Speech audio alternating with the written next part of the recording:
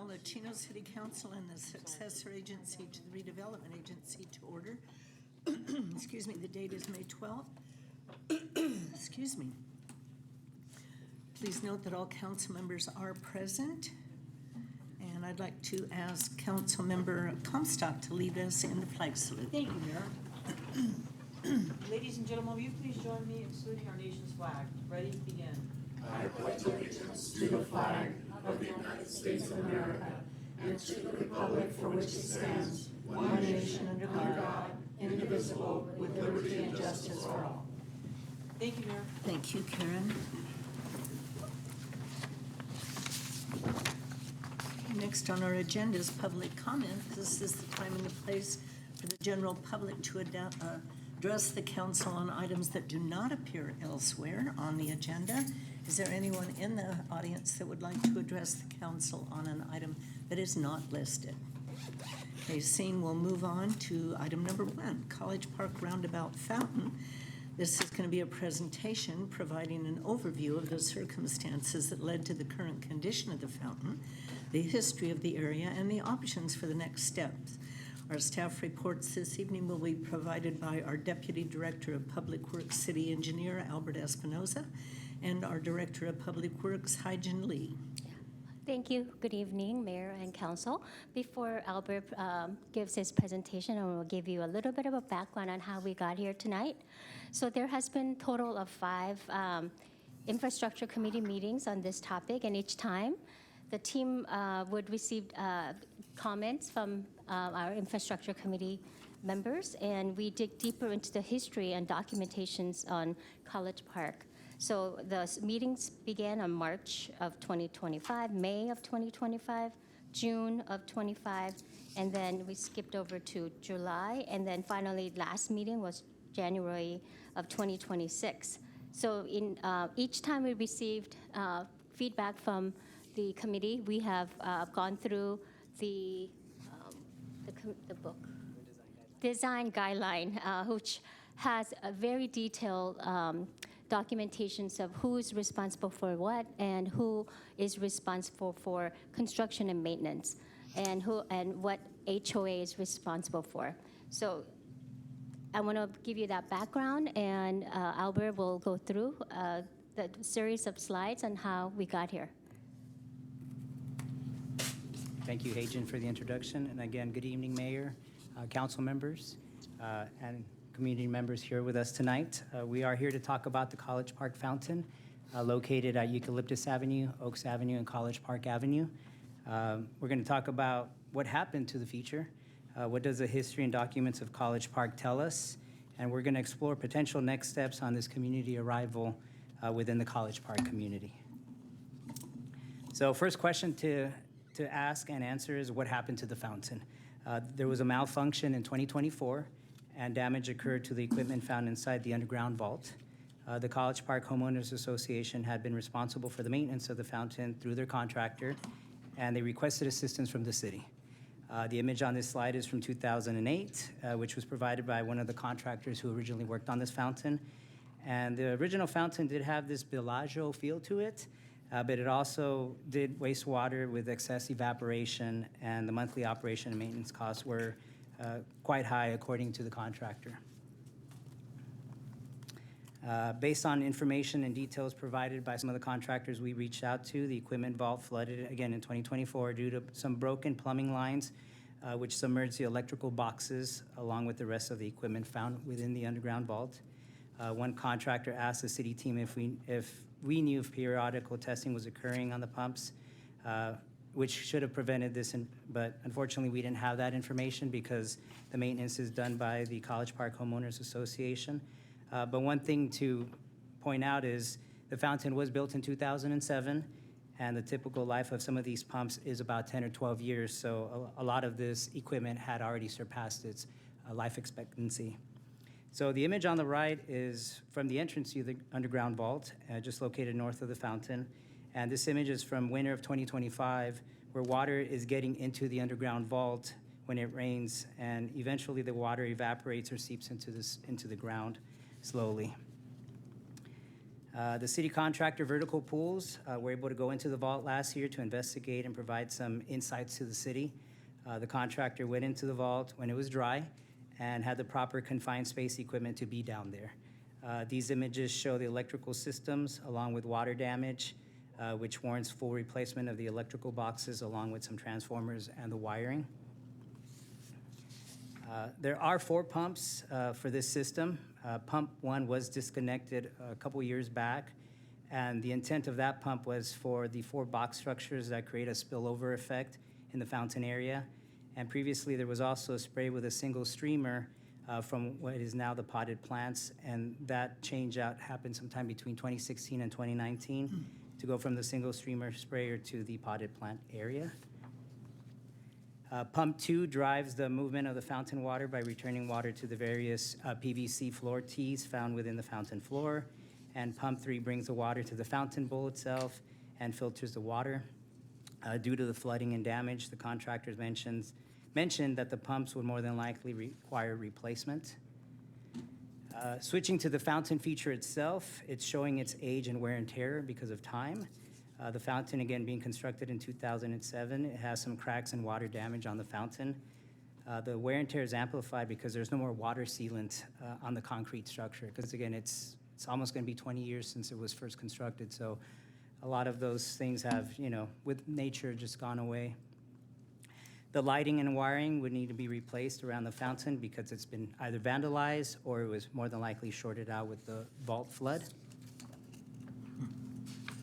The fountain flooring is concrete, and there appears to be no more water sealant there as well. And so the finish is, you typically have some sort of water sealant for pools.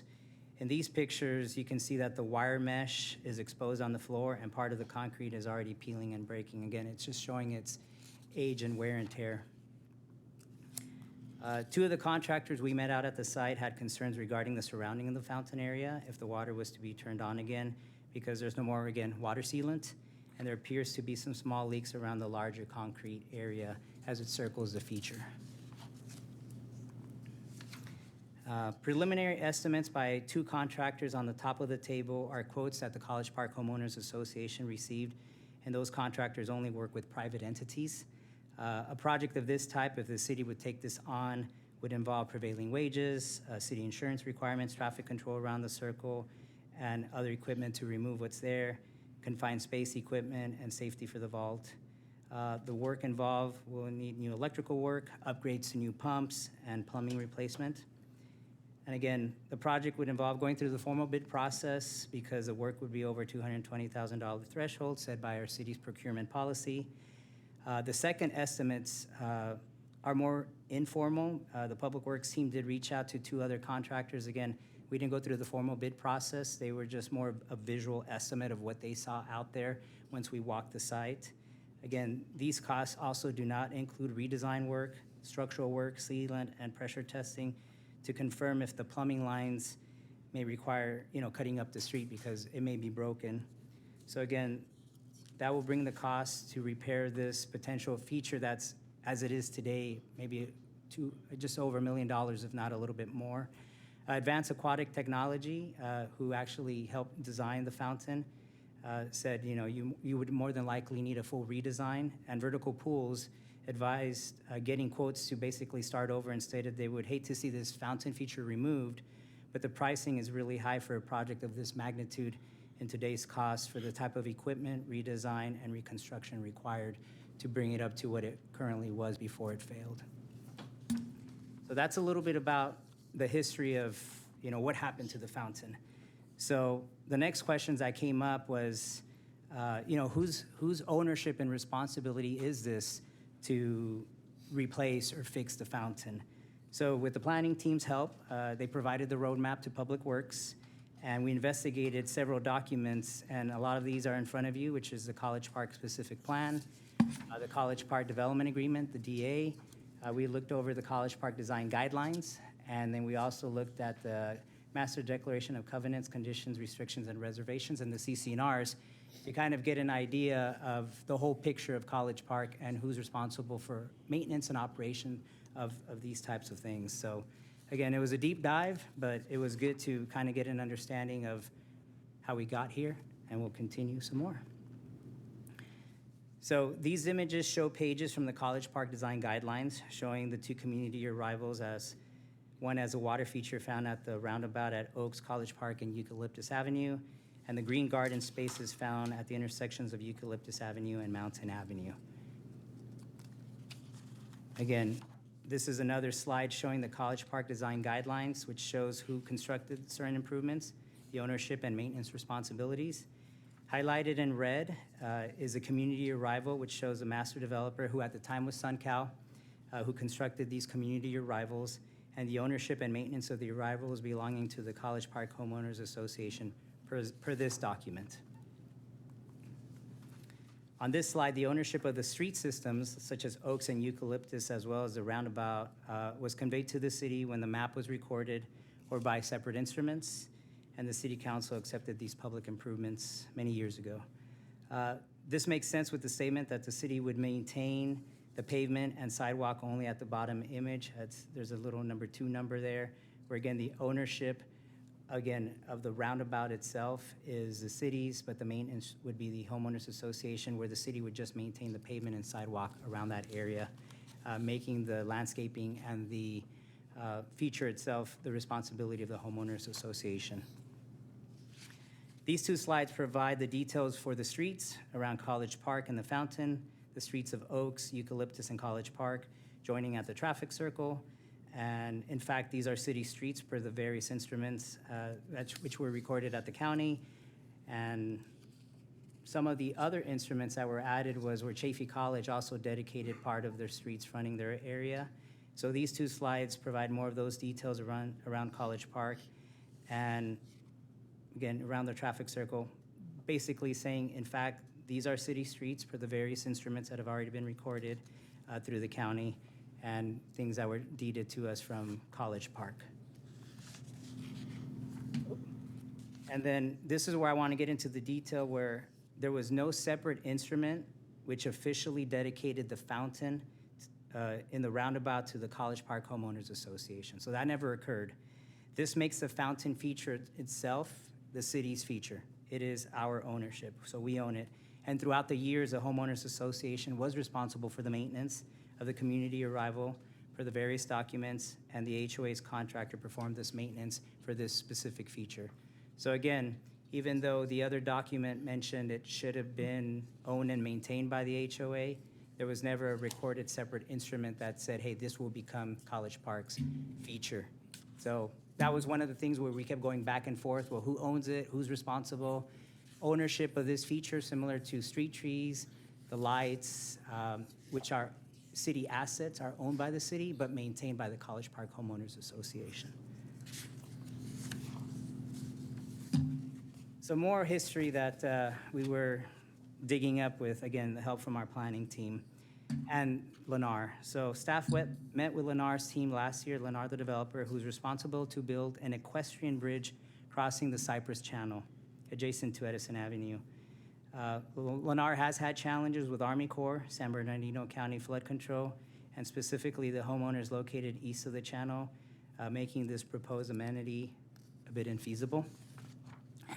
The challenges are the foundational loads that would be put on the channel walls for the equestrian bridge because of its size.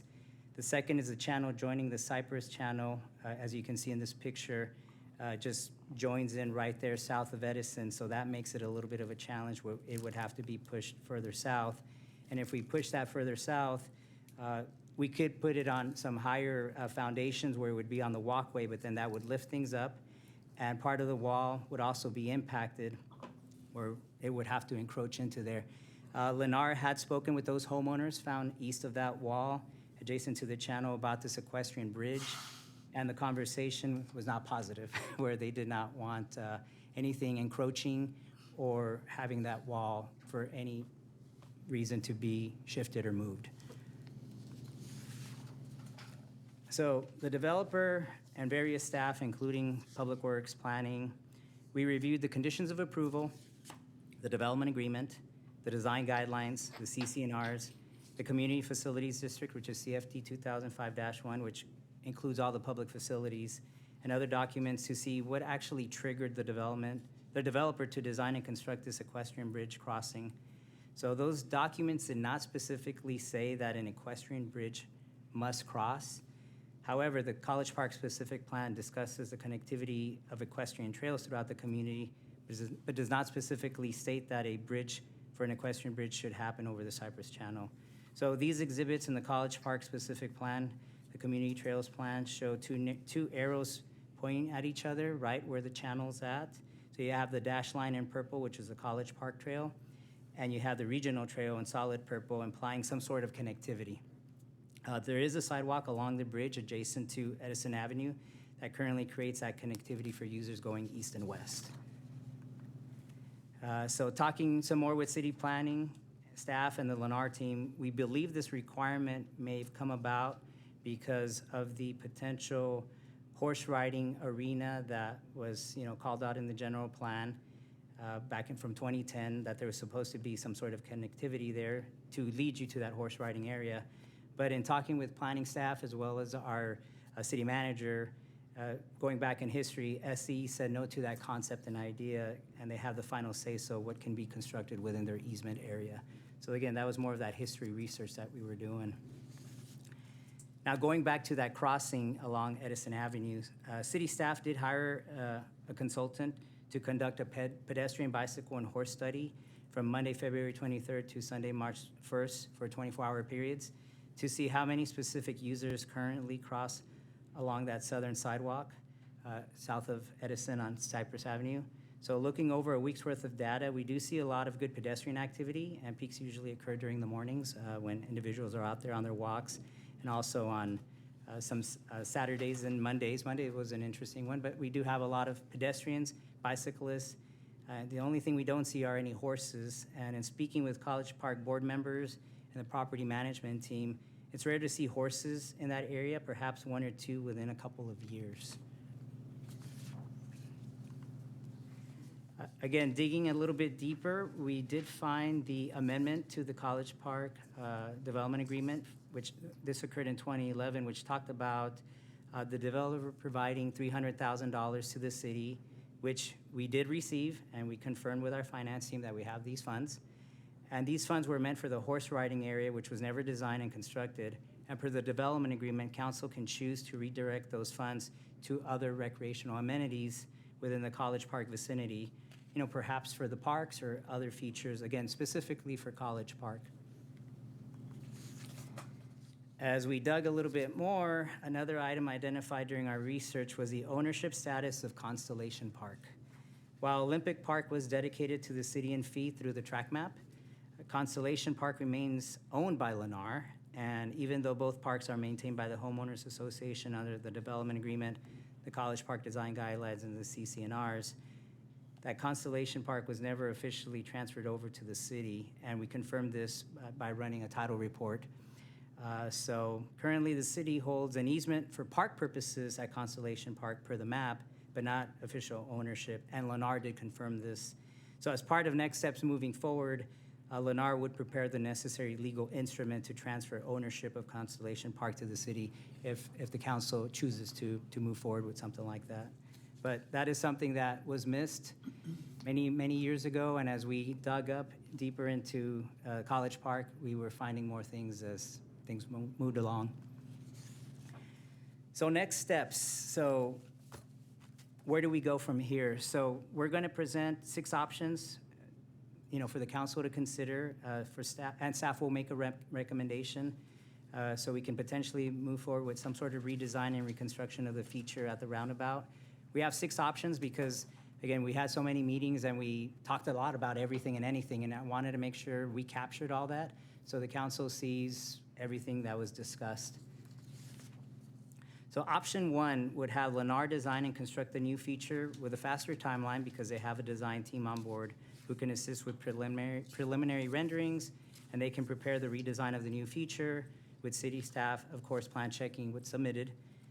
This would also be able to bring on board a contractor sooner than it would take the city to do so, and the ownership and maintenance would fall on the College Park Homeowners Association, which follows what the previously approved documents intended, and Lennar would prepare the legal instrument to dedicate the feature to the Homeowners Association. The City of Chino would lead the public outreach and partner with Lennar and the College Park Homeowners Association to receive feedback from the College Park community to see what the feature could be. This would also replace Lennar's commitment to fund the design, permitting, and construction of the Cypress Equestrian Crossing.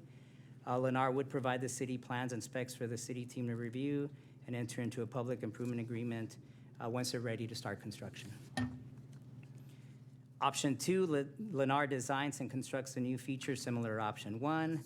The only difference here is the city would own the feature, but College Park Homeowners Association would continue to maintain it.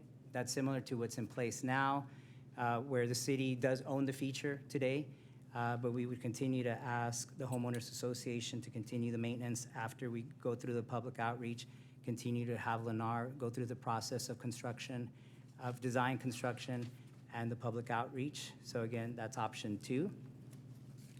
Option 3 is similar to the previous options where Lennar designs and constructs a feature. The only difference here is the city owns and maintains the feature moving forward. So this is a little bit different than what's in place right now. And if the council elects to assume ownership and maintenance responsibilities, it's important to note that the development agreement and the development and maintenance agreement with the College Park Homeowners Association is modeled after the existing agreement with Lewis and the Preserve. So choosing this ownership and maintenance approach represented in this option, and I'll talk about option 6 later, will set a precedent for Preserve Master Maintenance Corporation, the PMMC, to request similar arrangements with the city in the future if we go down this route. So maintaining these amenities would require support from the city's general fund, and the associated costs would be higher than what the HOA is currently providing. These master plan communities were originally designed so that their amenities and features would be maintained within their own neighborhoods, helping ensure that the cost of upkeep would not place any additional burden on the residents and property owners throughout the rest of the city. Again, that was the intent of the development agreement. I'm just reading what was stated in there. But again, that's option 3. We have 3 more options, but I also want to run through some of the initial AI preliminary images that the Lennar team kind of put out there if we were to, shrink what it would look like. Again, this is very basic, but we do have other options that they came up with some preliminary concepts, also prepared by Lennar's design team, which shows more of a majestic tree in the middle with some decorative panels, which serve as books with educational themed lettering and simple planting for lower maintenance costs. This concept, option 2, provides a 7-foot diameter sphere with water flowing around it, complemented by surrounding clean-looking landscaping and sculptural elements with a drought-tolerant element.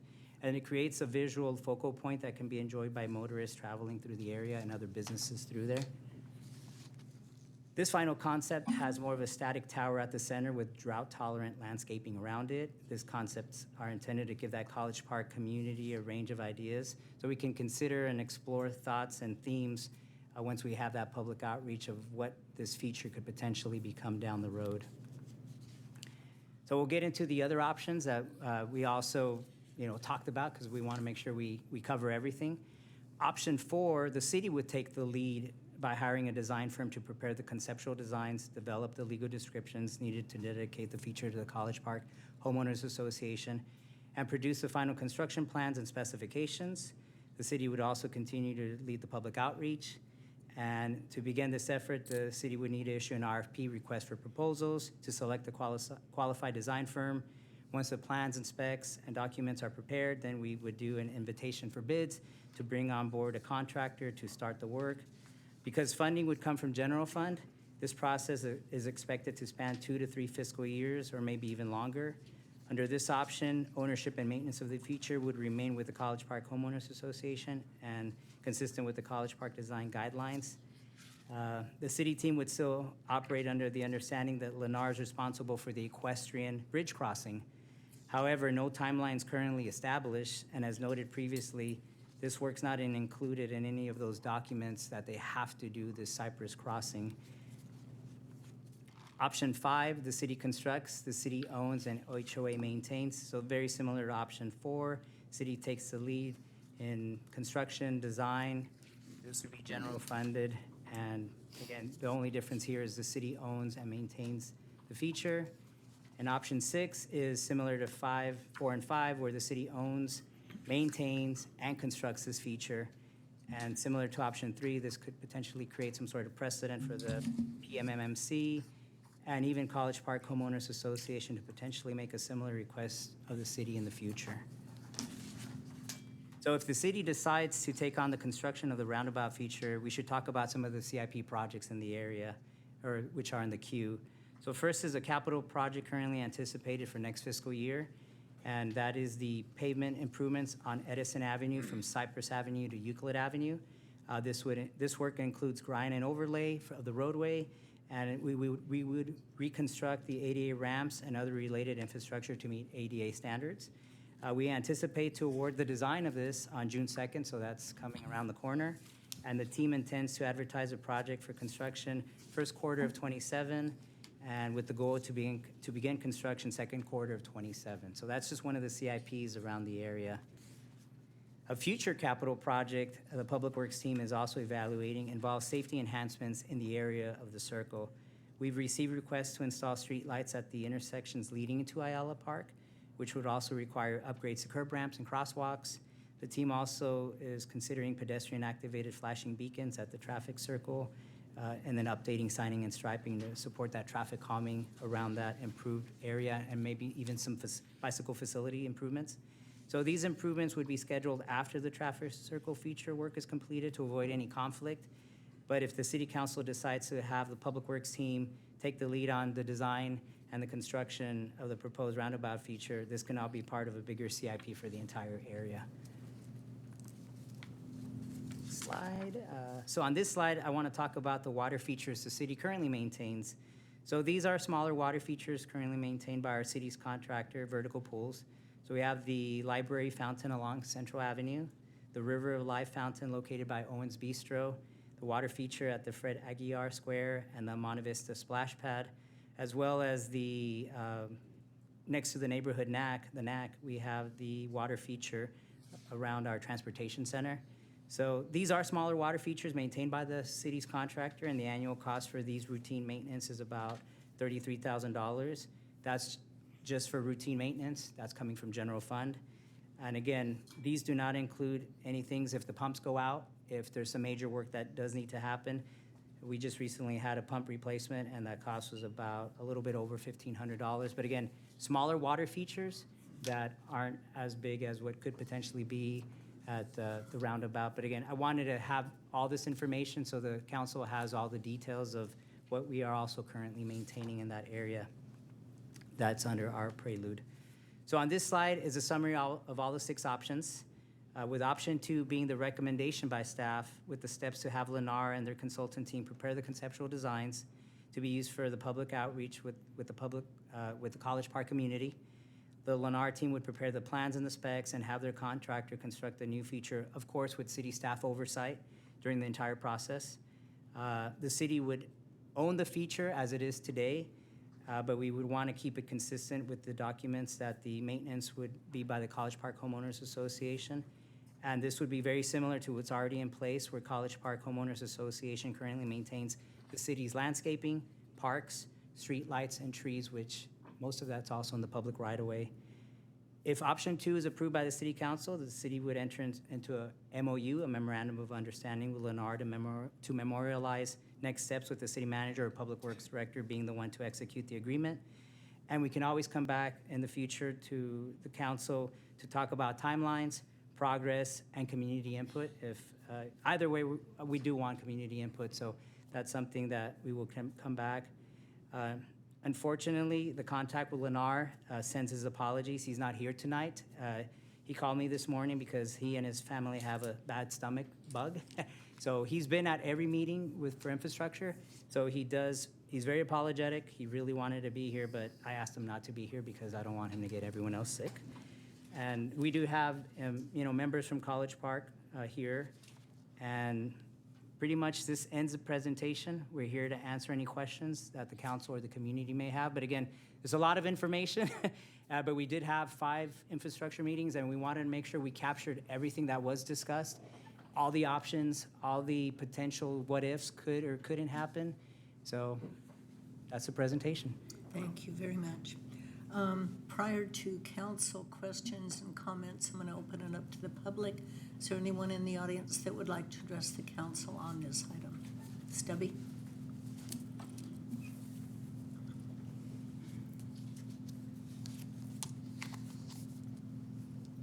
Good afternoon, councilors. So there's a lot to address in the report, but I'll try to hit on some of the major things. To start with, this was a ridiculously overambitious project from the very beginning. In approximately 2017, and there are no records, there's no plans, there's no permits, there's no nothing. Lennar went in and took out the cascading arcs. There was 12 cascading arcs and concrete spheres around the perimeter. I'm not sure why. Which was really the only water feature you needed there. The central fountain pumps, probably those fountains that they showed you throughout the city is probably 100 times the volume and 100 times the horsepower to operate all of that fountain. It's just ridiculously over ambitious. Personally, I don't like the underground vault. I don't think anybody does. I think if you redesign it, you should redesign it with, I know College Park wants a water feature, right? But you could do smaller water features, maybe 4 at each approach, that use cascading water. Cascading water is water that's lifted to a bowl, and then it can run down the face of something or trickle or spot or whatever you want. The reason for that is you can use submergible pumps. We take pumps that are just submersible, and you eliminate the vault completely. The vault's in a bad spot, and there's no access to it, and it's probably going to leak again because the vault is deeper than the storm drain that it drains into. So the ownership, the northwest quadrant of that, of the entire fountain and is in Ayala Park, as is almost all of Oaks Avenue, the west half of Oaks Avenue, and almost all of College Park Avenue. None of that stuff was ever needed. It doesn't need to be. It's a public street because it's maintained by the public. However, there are, of course, as you probably remember, restrictions on that land. That land was given to us as a grant deed from the state legislature. It has to be owned by the city and used for public recreation. So you couldn't give that northwest quadrant away. They mentioned, and there is, in the design guidelines, there is that one sentence that he highlighted that says it'll be owned by the HOA. But that's the only place you find that. In 3 other places, including Resolution 2004-22, I'm pretty sure that's the number, which was the resolution that the City Council passed. In that resolution, all of the property that's developed and improved with trails, parks, feature fountains, landscaping along public right-of-ways, all of that was supposed to be dedicated in fee simple to the city. And a whole bunch of it hasn't, not just Constellation Park, but we have trails and we have landscape areas that are supposed to be dedicated to the city, as well as, the fountain is. It's partially owned by Ayala Park on the hard dedication, and then there's public right-of-way dedications from the college and from Lennar on the south and east sides. You cannot have a landlocked parcel.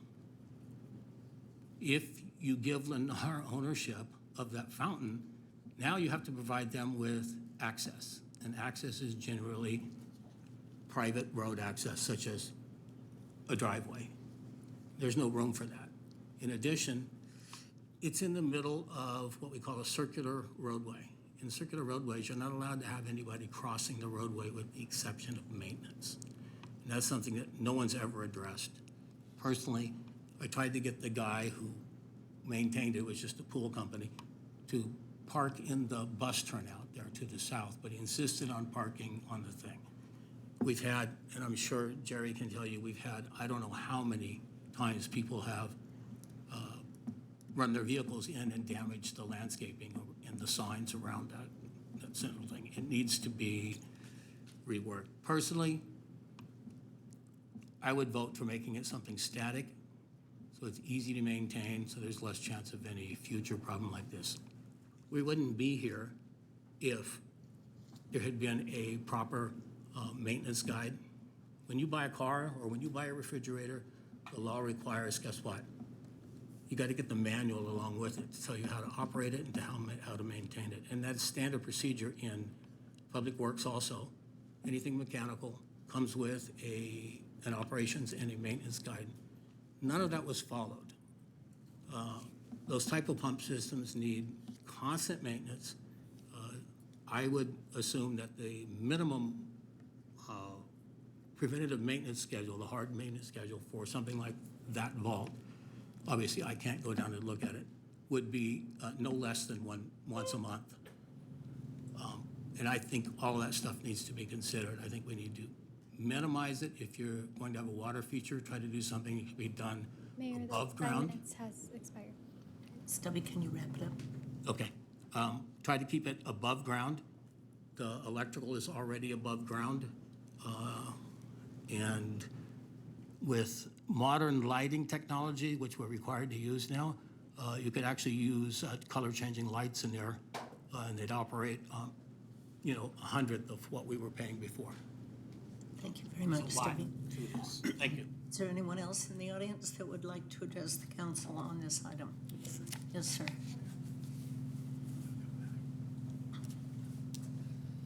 Good evening, Mayor and Council. I just wanted to take a moment to thank record. Albert. We had a number of meetings. Excuse me, for the record, you have to state your name, please. My name's Larry Vieira. And again, I just wanted to thank Albert and his team. We had a number of meetings in regards to this fountain, dug very deep into the history of it, as well as you can tell some other areas as well where we had some concerns. For the most part, as College Park HOA, we don't mind maintaining the facility. We certainly don't want ownership. Ownership is something that's going to require capital improvements. And as you heard, these fountains only last 10 to 15 years. You start to have to monitoring them very closely about 8, 9 years in operation and start making that evaluation. When do I need to start changing components? But certainly by the time it gets to 15 years, you're talking about all the pumps, pretty much all the valves, maybe even the vibration isolators and things like that. Maybe even some electrical components. So those components, are very costly. The other thing that concerns me a lot is the rules and the laws have changed. That underground vault is a confined space now. Technically, any one of our service technicians that go in there needs to be suited up. It needs to be treated as confined. We need to have a person up above, person down below. Adds a tremendous amount of cost to that, maintenance. What we would like to see is everything above ground. Reduce the size of these pumps can be done dramatically because we don't need to have that much horsepower to push that much water. So I'm fully with Albert and in agreement. I would certainly like to make sure that I am part of the design review team, just so that I can make sure that the HOA understands what it's getting into. And then I'd also like a commitment with the city so that we have a partnership there, meaning that we have some kind of quarterly inspections or some kind of inspection process that's meaningful, keeping us on point, keeping the city on point, and making sure we're doing our due diligence. And that's it. Thank you. Thank you, Larry. Yes, ma'am, please come forward.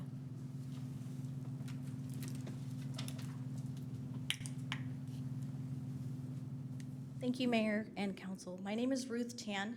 I am actually the board member for Morgan Square, which is the closest College Park community to the turnabout. I actually didn't know any of this history until today, until Mr. Espinoza spoke, but there was some of the other board members, we were wondering if the fountain could be more feasible wise and still look aesthetically pleasing to the community.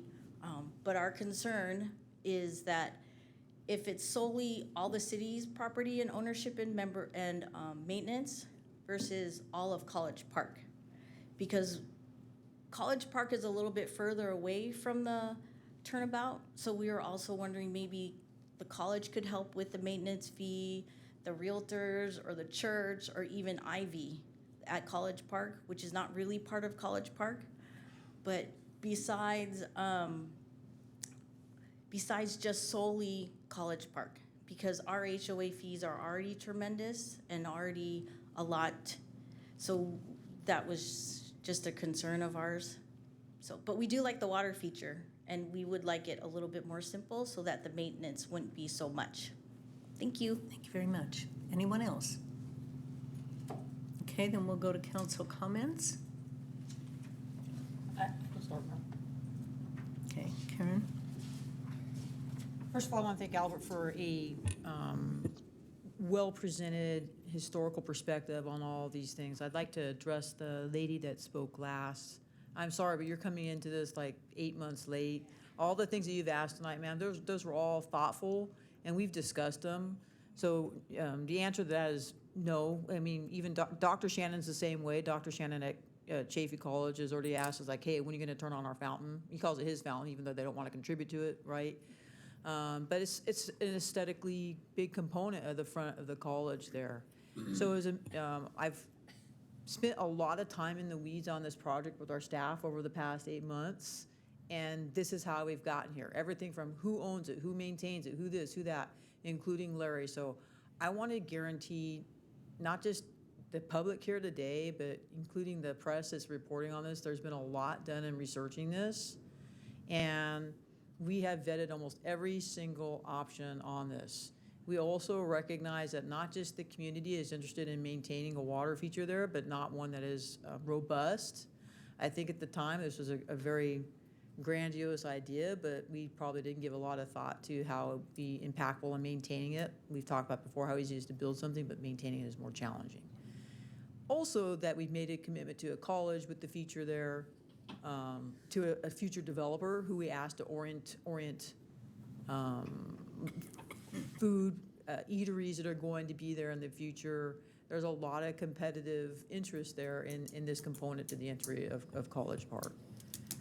So without really boring the rest of the public on my comments here, I do support the staff's recommendation tonight. I think it's the best recommendation, having really tried to vet this the best way. The swap of the construction with Lennar, especially based off the pedestrian count there and how that has continued to develop. I think that was a well thought out idea with the questioner at one point, but now we know that it's really primarily being used by people. Ownership by us, it's not really feasible to try and say that somebody else is going to own this where it's located for all the reasons that have been stated here tonight. And an agreement, a mutual agreement between the College Park HOA and the City of Chino for more proper oversight to maintenance and continuity in this asset moving forward. So we have a lot to do in also just making sure that the HOA there, we don't have, I think really, another thing that came out during this was really well thought out agreements that have been solidified in oversight and maintenance to these areas, not just in College Park, but also to other areas in the city. So this has opened our eyes to other operations as well. But to sum it up, I think recommendation number 2 by the staff, with everything that we've been through on this, to me is the best option that we have with this asset. That concludes my comments, Mayor. Thank you. Okay, thank you very much. Mark? Okay, so and this is going to be hard to answer, I know, because we don't even know what's going to be there, right? So, I mean, to ask what it's going to cost to maintain a fountain out there, we really don't know, because the reality is we have no concept of how big it's going to be, what the design is going to be, or what have you. But I will say this. I used to live just outside of College Park, and then I moved into College Park. And when I did that, my property taxes doubled, okay? And I have a CFD that is 30 years, which is for the roads and the infrastructure, which everybody in College Park pays for as well. And then I also have services and police services, which is forever, it never ends. Now, my understanding is we collect about $2.5 million every year for this, just College Park, for police and services. But the reality is we don't get a dedicated police officer there, just like we don't get a dedicated police officer in the preserve, but they pay for it as well. And we as a HOA pay for the maintenance of our parks, the maintenance of all the landscaping, the lighting, and what have you. And all that $2.5 million goes into the general fund.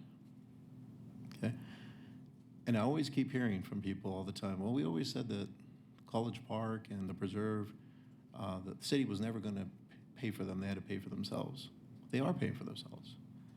So to say that the city can't shell out, let's say, $30,000 or $40,000 a year of what they already pay into the general fund to help them offset their costs, I think is not a good representation of what they pay for, because over and above they pay $2.5 million to us for services, and we never want to give them any services. We want the HOA to pay for it. And I think this is an opportunity where we should, reach into our general fund, because we're taking that money from them and putting it in the general fund. So I think it's only a fair option for the city to maintain it because they pay for it. And I think to burden, and just like she said, to burden us with additional costs over and above what we already pay in our taxes, I don't think it's proper, and I don't think it's fair. And that's all I have. So I'm sorry, Mark, when we were talking about this in some of our meetings, did we talk about dedicating some of the money that they paid to the fountain? Or No, discussed it? we never discussed that. That's just coming up in Okay, this. okay. Question, Linda, real quick before I ask the other council members. The comment that Mark just made, that $2.5 million that comes from College Park HOA now to the city, did the HOA ever maintain the fountain? Yes. And it came out of that $2.5 million, or are there other It's 2.1 million-ish. 2.1? But yeah. And then that's the services CFD that's paid in College Park. There's also the services CFD that's paid in the preserve. That's about 2.5 million. So we've got two of those that are coming that help us as the city to pay for all services that we provide within the city when we add the extra residents into our community. So it goes for everything. It goes for Public Works, it goes for PD, to maintain what we have. Because everybody who has moved in to College Park and the Preserve, they can use everything within our community. They don't just have to stay in the Preserve or College Park and use those activities. Right. So yeah, Mark, those were backwards. So it's about 1.4 in the Preserve and 2.4 in the Preserve and 2.1 in College Park. Okay, But- so the cost that they paid previously to maintain their fountain came out of their own HOA costs. That's correct. That's And they've correct. Historically, that has always come out of that fund, so that wouldn't be any different now. Well, that's correct. But I don't know what they paid, Larry might know, but I can imagine it was a lot of money to maintain that fountain because it was so big. And this will be And a the lot electric smaller. costs, cheaper. the water costs, all of it. I can imagine that was a lot of money. So if we put another fountain in there that's smaller and more manageable, and I think that's why Larry wants to be on the committee to vet that, so we can make sure, and we don't know what it's gonna be yet. Right. But if College Park HOA representatives are on there, we can talk about the cost, which we won't have to bear, because that'll be Lennar.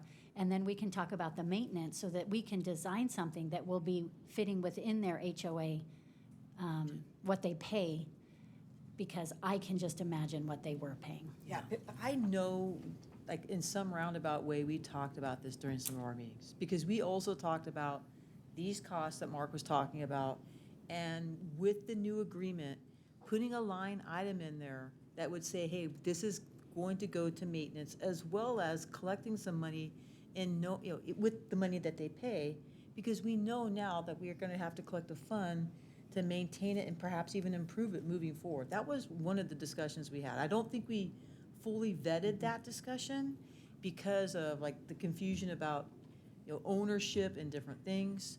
But to Mark's point, I do agree with that.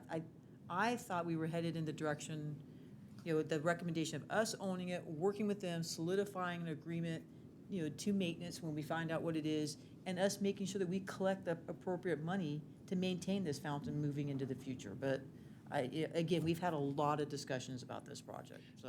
And then also, to piggyback off of that, I know that we're talking about the addition of people that coming into the city, but the reality is they still pay property taxes like everybody else in the city. So this is over and above what they already pay in property taxes, which is what everybody pays.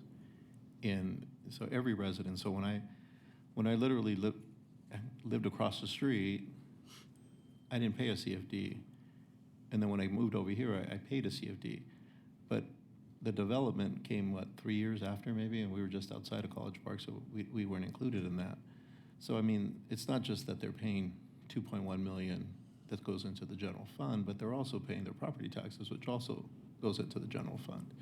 So, I mean, this is a community that does pay well above what a term that I hate to use, fair share. So, I mean, and we look at it all the time like, oh, we can't go out into our general fund to pay for something that's in their age, but their money goes into the general fund. Yeah, and I think to Mark's point, when we've talked about this is part of the reason this is in front of like the entire council tonight. Because I even said to our staff, like, I recognize like what they're saying, like we set a bad precedence if we say, okay, the fountain is ours.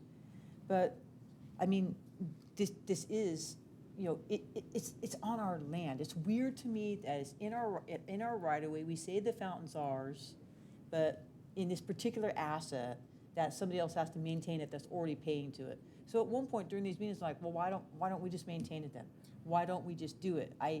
I really don't understand the right way to go on this, but these are all conversations we've had, during this. So this is why it's in front of us tonight. I think Mark brings up good points about the money, but how do we best handle this moving forward is my question. Yeah, because to the staff tonight. they have another fountain in front of College Park's clubhouse.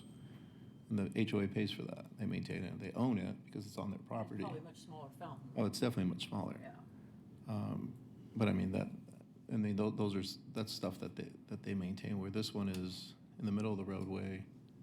It's one of our highlights that we always had for the city. Everybody enjoys it. When it was up and running, everybody loved it. Obviously, it's not up and running, so it's just an eyesore. And obviously, we want to do something with it because we don't want it to become like the golf center where it just sits vacant. We want just thousands and thousands of people that go to Ayala Park. There's thousands and thousands of people that drive that street every day. And to just see it vacant and empty and falling apart, it's just not, especially now that we have new development that's going across the street, which, is potentially going to be some restaurants and gathering places for people. We don't want it to sit there and look in the condition the way it looks currently. But again, I don't even know if I could vote on it because I live in College Park and it would benefit me if the city paid for it. So I don't even think I can vote on it if I'm not mistaken. I think you can because it doesn't personally benefit you, Mark. We did also talk too, Mayor, about like the feature is a prominent focal point of that area. The JP College is going to expand. The conditions that we placed upon. We at one point got a letter from Mr. Hong, Mr. Henry Hong? Yes. Henry Hong. Yeah, talking about, hey, I have an interest because of how I was conditioned to develop, my project there, of what is going in there. So there is, I think, a degree of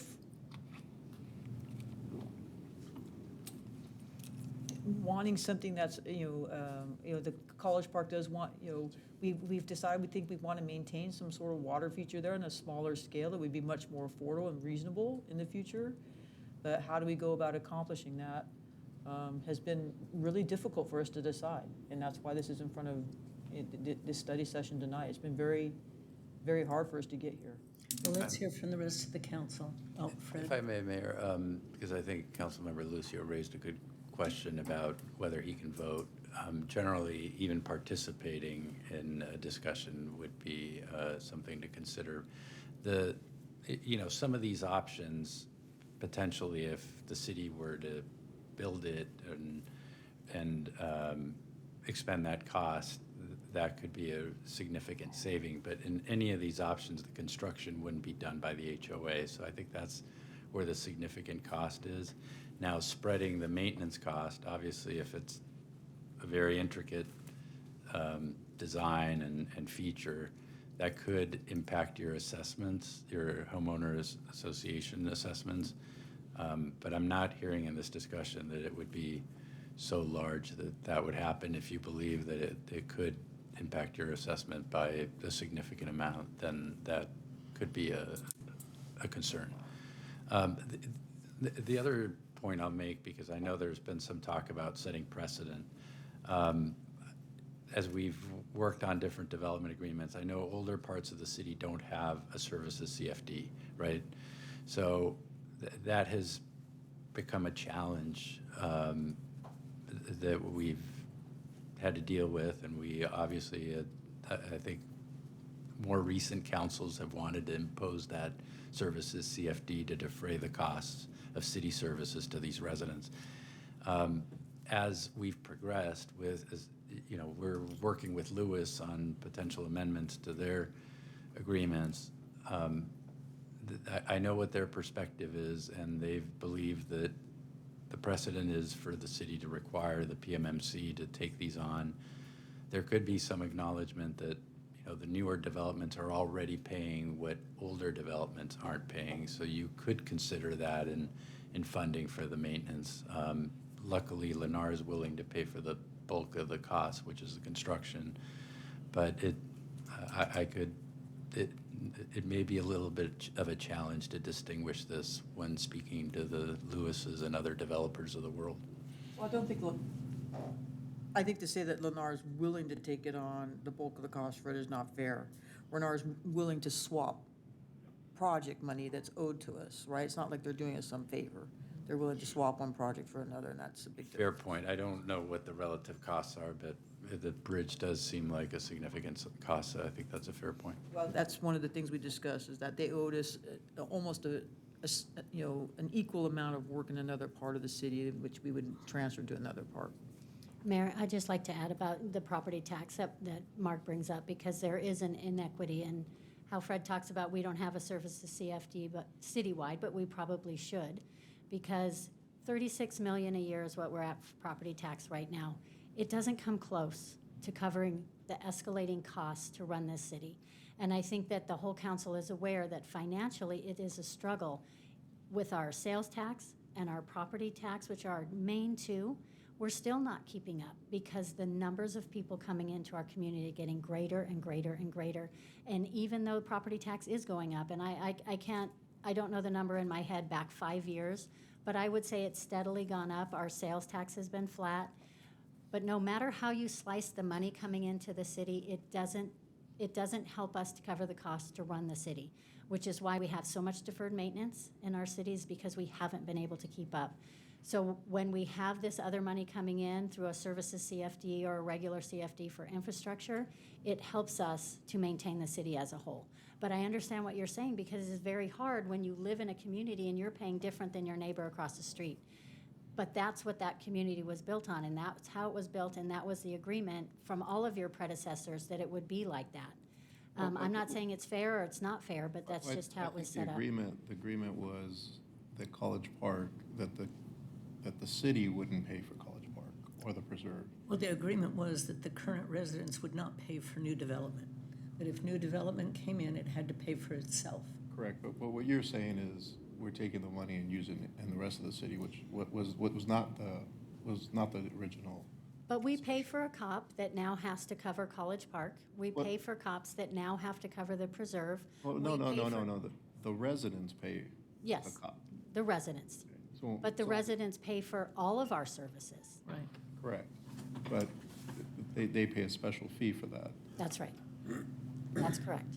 Well, I'd like to hear from the rest of the council. Chris, do you have anything to say? Just a couple questions. Thank you for the presentation. There's, if you can help clarify for me still, if College Park HOA takes on the maintenance, can you describe what that looks like again? So I hear that, on their bill, they're paying into the general fund. With this maintenance, is that a separate fee?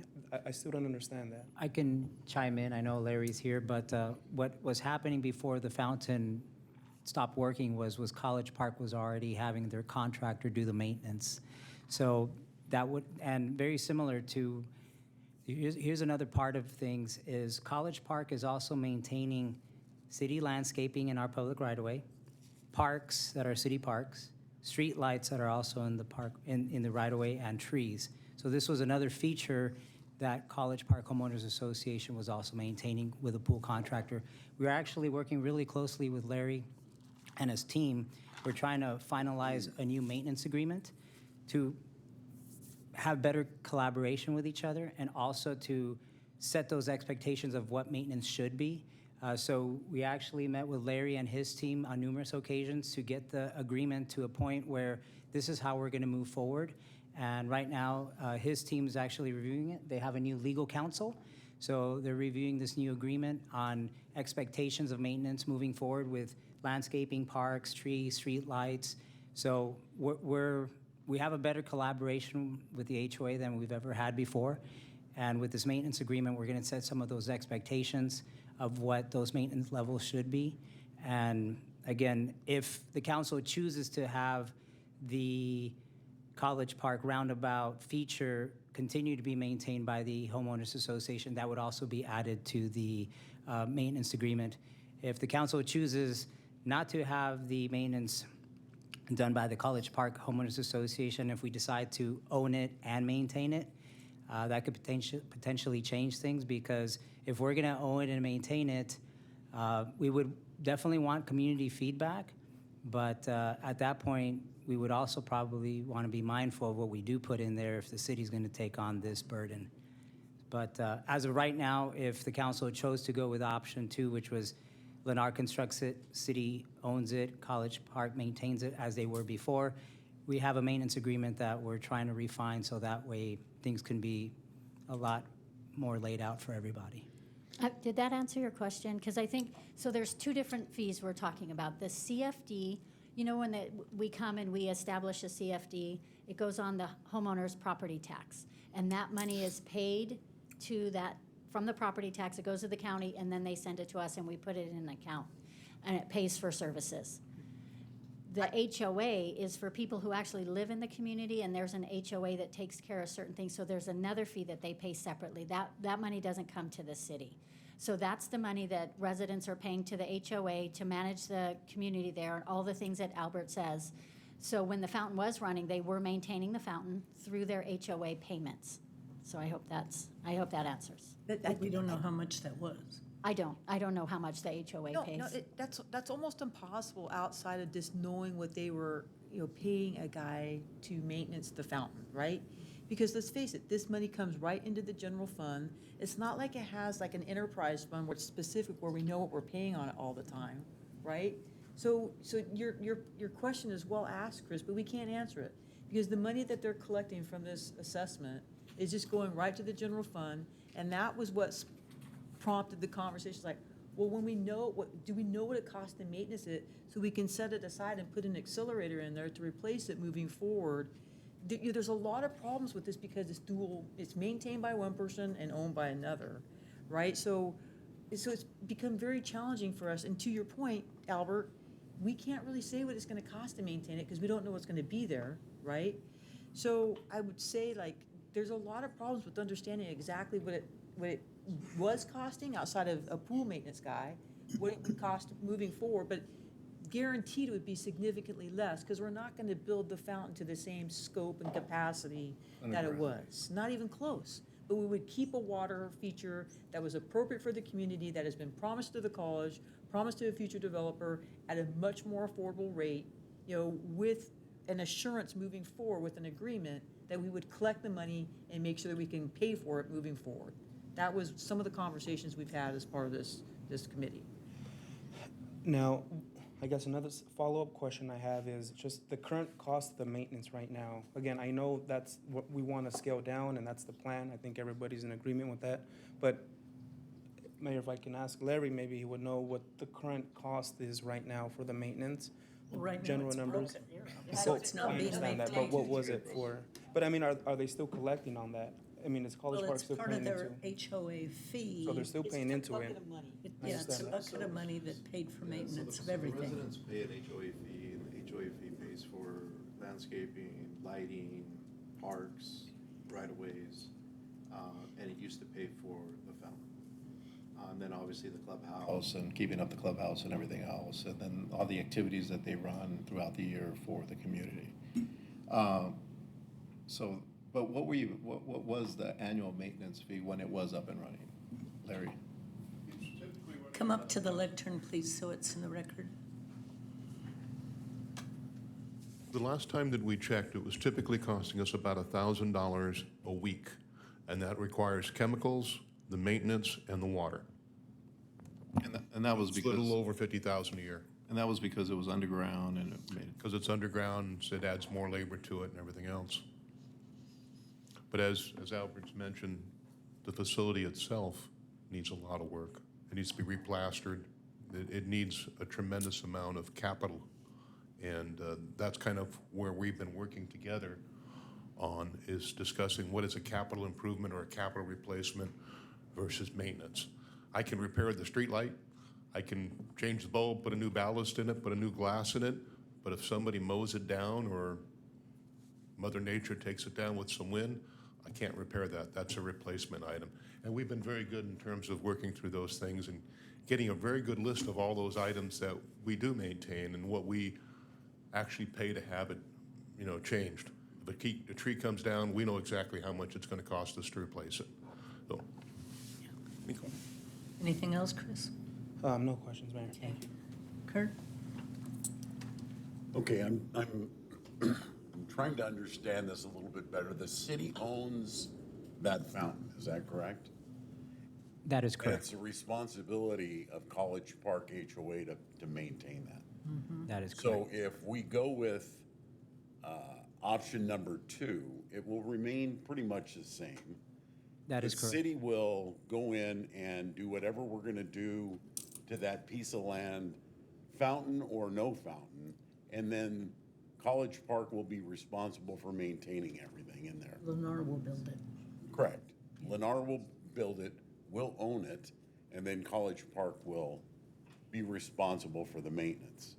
I think that fountain initially was beautiful, but not for the city of Chino. Right there, I think that was a horrible location for it. It was just way too big for where it went, and it just wasn't good, in my opinion. And the cost of that, the initial cost, was out of sight initially, and the cost of maintenance over the years. You talk about everything's just disintegrating. Beverly Hills has got that big fountain that they've got there for how many years has that been there? The Bellagio's got their fountains. I know that thousands and thousands of dollars go into those projects annually. I like option number 2. I think that the city needs to go to the community and find out what the community wants to put in that location. One thing's for sure, I think that big fountain needs to get out of there. And any kind of water feature, it has to be small enough to resemble what we have throughout the rest of the city, to be able to be a lot more affordable for the maintenance fees for College Park. The visibility in that area has been poor since the day they put it in there.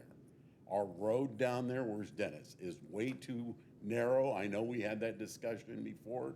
That should be a 4-lane down there. It's gonna get worse. The visibility is gonna get worse if we leave some big fountain feature in there. We need to really scale it down. We need to get the community involved in what they wanna put in there. The church, the college, College Park residents, what do you want in there? And what can you afford to maintain?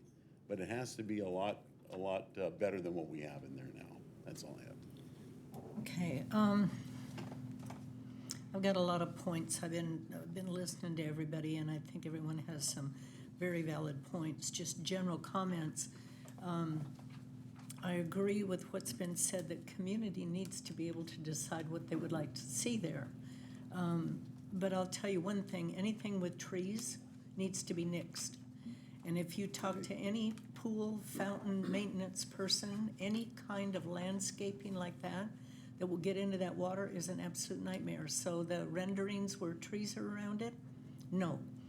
So you also need the opinion of a maintenance person to see what is maintainable in an acceptable way and not only beautiful. Obviously, that landscaping has to change. The hedges are a nightmare. They grow up too big and you can't see your way around the roundabout. So something that looks beautiful but is also safe. I like the idea of the quarterly joint inspection. I think that's an excellent idea so that everyone's on the same page.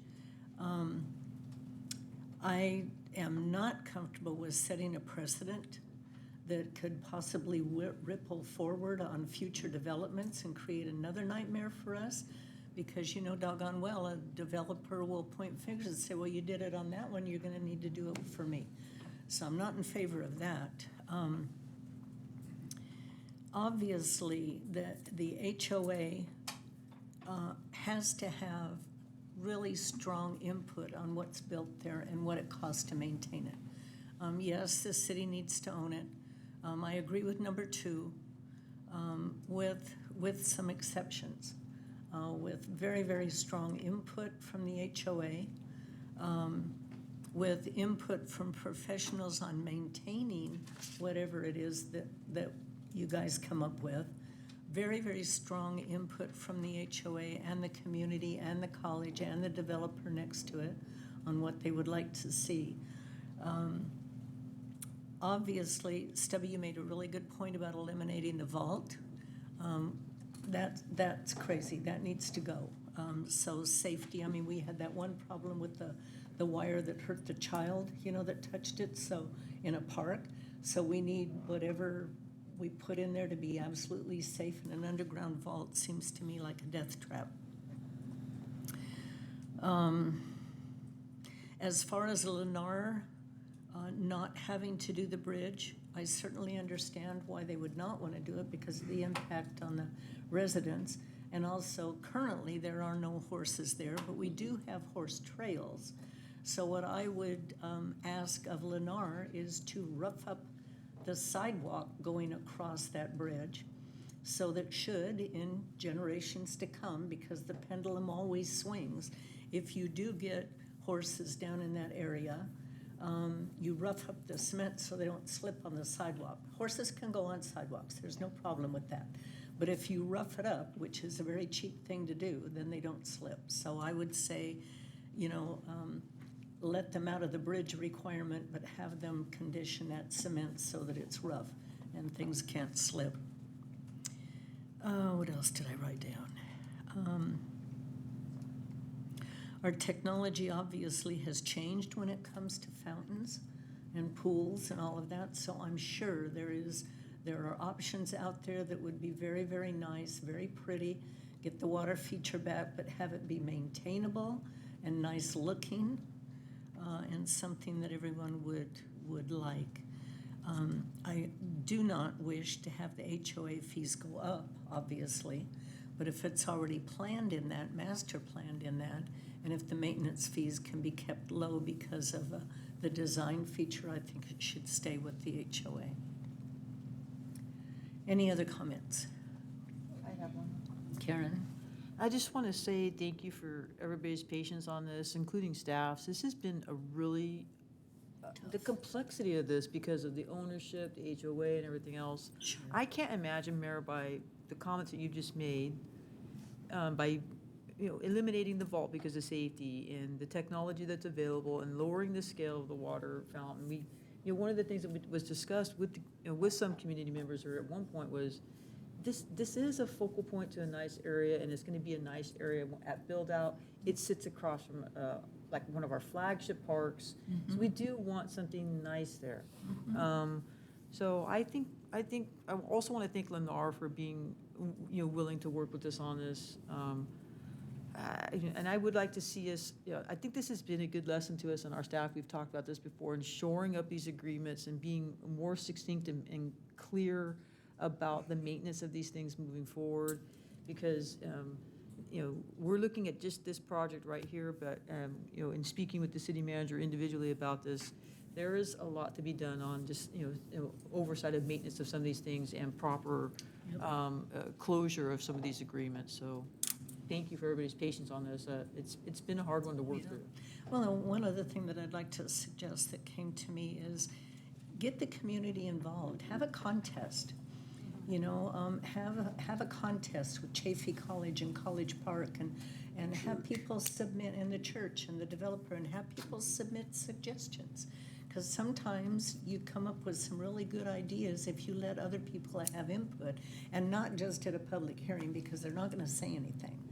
But, almost like an art contest. What would you like to see there? And get some ideas. We might come up with something really good.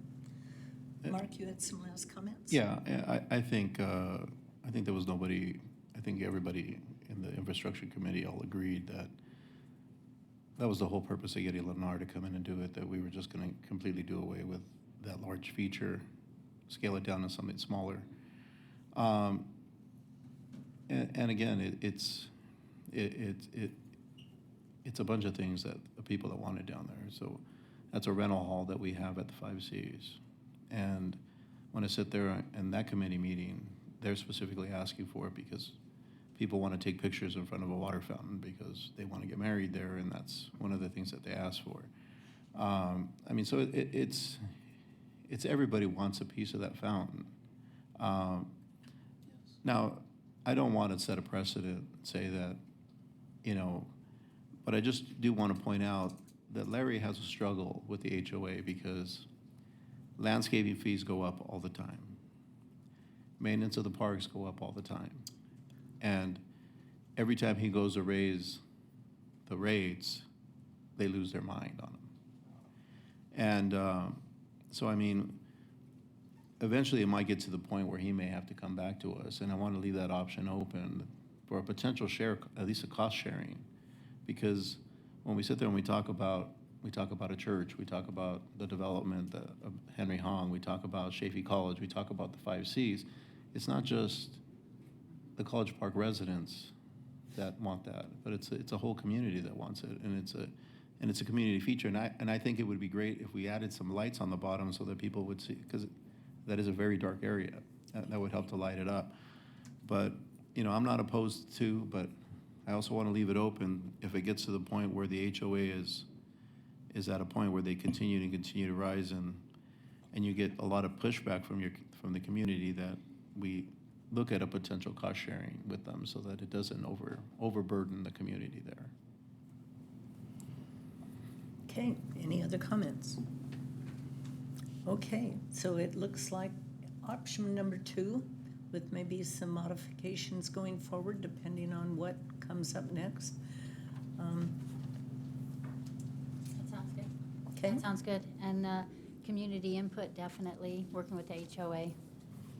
I think that would be a really actually fun thing to do, to get some design suggestions and, get the students involved and the developer involved. And who knows, you might come up with something really, really cool that nobody thought of. I love your idea about the lighting, because lighting and a thing like that at nighttime could be beautiful. And with the LED lights nowadays and the colors, it's not that bad anymore. And I'd like to do this sooner than later. Yeah. I don't want this to drag on to a 2-year project and we do I agree. nothing for a long, long time. But just also understand that there's going to be the competing interests that Mark just talked about, because we're trying to, I can't see the cost not going down in this, especially with what you were paying, Larry, but maybe I'm wrong, right? Especially with new technology and what's going to happen out there. But when you do get Chaffey College involved, or the new developer that's not, understand that their idea of grandiose and nice is probably gonna be different than what people wanna pay for, Yeah, right? but you So- can pick and Yes, choose different exactly. things. Yeah, so, and I think that's part of our staff's job, is to explain, hey, listen, we're not, we're looking to downscale the water feature, right? Keep a water feature here, hopefully, within reason, to make it, elegant but affordable moving forward. So, I love the statues of the students. That's really too. cool. And I if like you that. had that and water coming out of a jug or something with, I don't know. So- I'm not a design person. If I may, as staff works with the HOA on designs, I assume the council would want to see several options? Sure. Is that Sure. the direction? Thank Yeah. you. Okay. Well, then, with that, we will adjourn to our next regular meeting to be held on May 19th at 6 with closed session starting no earlier than 4. We are adjourned.